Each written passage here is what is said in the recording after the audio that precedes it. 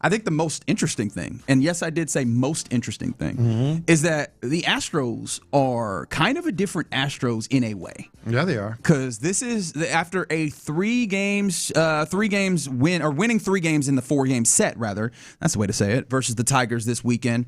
They are now they've now won 5 series in a row. They are right at the top of the A. Rangers have technically taken the top of the league. Yeah, they've actually had a little stretch of themselves. I think they were like 11-4 or something like that. Yeah, they've been cooking. 15. They have. Wait, where are the Rangers at? First place. First place in the AL West. This is a wild division, man. Don't worry about it. The Astros are only a game out of that, in large part because of the fact that they've been winning these games, whether it's by hook or by crook or whatever.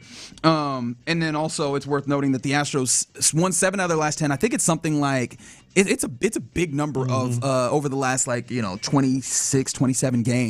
Needless to say, the Astros have been clawing their way back into the top of AL West contention, which again, not the steepest hill, but still one that you need to climb. Yeah. And the question that you've enjoyed asking at times during the season is the boogeyman back, or is there any level of feeling the boogeyman back? And I think that that's just squarely no. Yeah. This is not an Astros team that strikes fear into other teams necessarily. Not even necessarily. I just don't think that's the way that this kicks it, right? Clearly, there's maybe 1 or 2 guys that you talk about that have maybe some level of effect like that. Yordan Alvarez, who, mind you, this weekend didn't do much of that. I think in the last 3 of the 4 games, he didn't get a hit, right? Like he wasn't hitting the ball hard, and he still managed to win. And that actually, for me, points to the thing that I think is actually that they are becoming, or maybe that is maybe more impactful, John Lopez. How's that? I think they're the Roaches.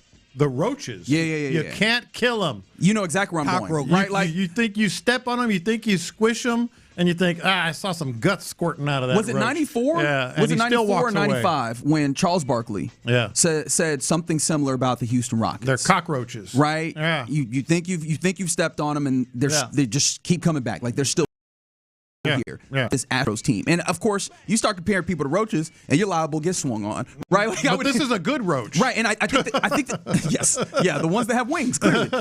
No, I think it's good roaches. It's a good roach, right? Like those exist. I think that the Madagascar Hiskin cockroach is a good roach. Yeah. All right, texting with your good roaches. Tell my wife that she don't think anything is good roaches. Yeah, tell me the good roaches. But I think you get what I'm saying. Like, absolutely, I think that's a great way to put it. This is a by hook or by crook team, and the reason why I said that is I was this weekend just thinking, what is it that the Astros are doing so well? Like, what is it that's happening? Because obviously we're watching these games, and I'll be honest, I don't get the feeling like, oh, there's something that is just so great that is getting them to this point where they're managing to stack series. Yeah. And so I did what maybe not only I do, but what you would expect that I do. I was like, all right, is there a statistical thing that will point me to the thing that they're doing well, right? Because I think that that's the way that probably you should use analytics. See if there's something statistical that then matches what you talk about. Maybe we'll have a deeper conversation about that later. And as I'm looking for it, there's nothing that jumps out, right? It's not like their OPS is incredible. It's not like they're hitting a ton of home runs. It's not like there's nothing that points, and that's just at the plate.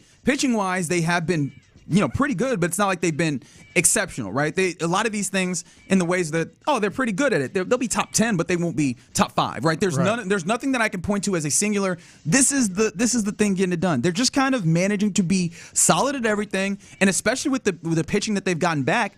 I mean, 5 out of the last 6 or 7 outings have been, hey, that guy doesn't look great, but he's just making it through 4, 5, 6 innings and giving these guys in late in games then stack together their runs versus either later in the opposing starting pitcher's outing or in the bullpen, and then get the runs that they need to get over and get victories and then move on to the next day. They just are surviving and advancing in a ways that like the 90s Rockets cockroaches did, and it feels like that is impactful. Like that is important because I don't know that a boogeyman magically arises from the embers of what this season has been, but I can see a cockroaches climbing to the top of this AL. You know what it is, and I'm going to mix sports here. Back when the Texans had that, remember the next man up season? They had a lot of injuries, and they just kept having guys come up and different characters. I don't think they have a thing that is really sort of defining this run that they're on. I think it's kind of like next man up. The outfield all of a sudden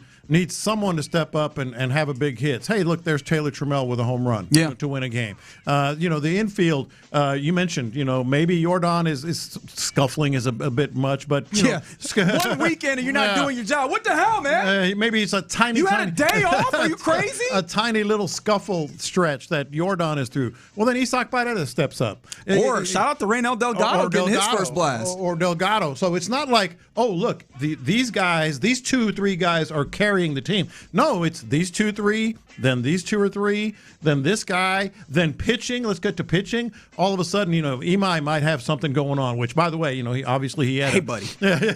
Buddy was cooking. 10 strikeouts in his outing. And then all of a sudden, maybe, doing well. Well, you got a couple of wins from, Eric Getty on a great stretch. Now Eric Getty's scuffling. Oh, all of a sudden, Mike Burrows has an outing. It's next man up. Peter, not Paul, and Mary Lambert. Lambert had his stretch. Even the bullpen, when you all of a sudden, hey, they have no bullpen left. What are they going to do if they go to the bullpen? Oh, okay. Blue Ball all of a sudden went 2 innings of no run ball. Not giving up a run. So it's not as if they have these guys that are just stepping up. It's like this guy one day, what is it? Tuesday must be Peter Lambert. Thursday must be Blue Ball. It's like a next man up mentality, which is really kind of a boogeyman characteristic.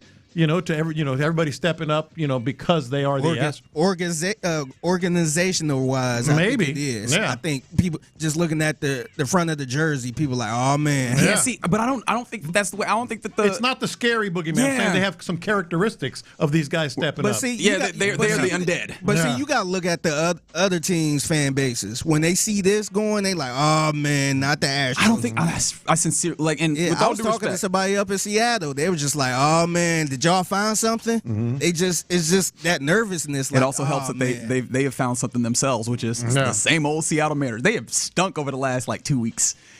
We'll talk more about that later. But I just think it's a lot of people that's just in the back of their mind. Like, of course, you don't have the same Jose Altuve and those teams, those championship teams. And that's part of it, it's right? kind of like, damn, man, I hope they ain't find nothing again. Yeah, and the thing about it is, again, I don't even know what the thing that is that they're resilient. They've just had timely hitting or just perfectly timed performances from those various different places that they need to step up. And it is a resiliency, which does make me ask the question, John Lopez.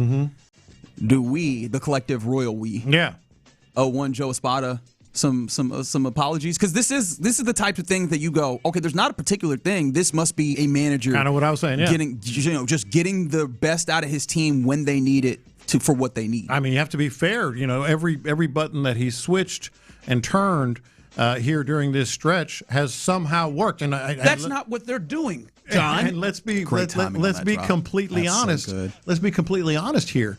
I haven't had a lot of confidence in these guys going out there sometimes, and the outfield and some of these at bats and some of these relievers, and yet it's worked. No, really and truly. So the Astros, who at the very least in the last 6 games have won the last 5, right? They are indeed seeming to cook. And let me ask y'all this real quick. Is it time to buy? Is it time to buy? No. Buy as in buy stock in the Astros or literally at the trade deadline? No, I am steadfast on that. They're too weak in the minor leagues. Come on, man. No, well, here's the other thing you need to realize. Well, I don't know. You see Xavier Nyans looking pretty good. He could be someone that maybe people want, even though he's playing in high A ball right now. Oh, even though what? Say that again? He's playing in high A ball. Oh, okay. Here's the other thing that we need to absolutely mention, to be fair on both sides. Exactly 4 teams have a winning record in the American League. Correct. The American League is ass right now. And so you are benefiting from that. Oh, of course. Yeah. But, I mean, am I going to apologize for that? I'm saying, just to be fair, it's not like, hey, maybe that is a reason to be buyer, but I just don't want to give up that much. Might be a good reason to take advantage of that. But I don't know if there's an advantage to be taken, because if there's a whole bunch of teams that are still contending for AL playoff capabilities, they're also possibly buying. So it's going to be a seller's market that probably drives the price up. And as you said, the war chest, proverbially, for the Astros, maybe not the most full, but at least more. You have more of an appetite for it because the Astros have played this way. They've forced the hands of us onlookers, and more importantly, of their organization to maybe think more in those ways. Somebody said, hasn't this been an easy stretch of schedule? Tell me about the easy stretches of schedule earlier for the Astros in the earlier portions of the season where they did something similar. Like, I think that... But like I said, there's only 4 teams with a winning record. Everything's kind of easy. Right, getting this done. Right, the Blue Jays are one of the better teams. Now, they hadn't been on a good run in this stretch of things, but they were one of the better teams. You managed to win 2 out of 3 there, although you did need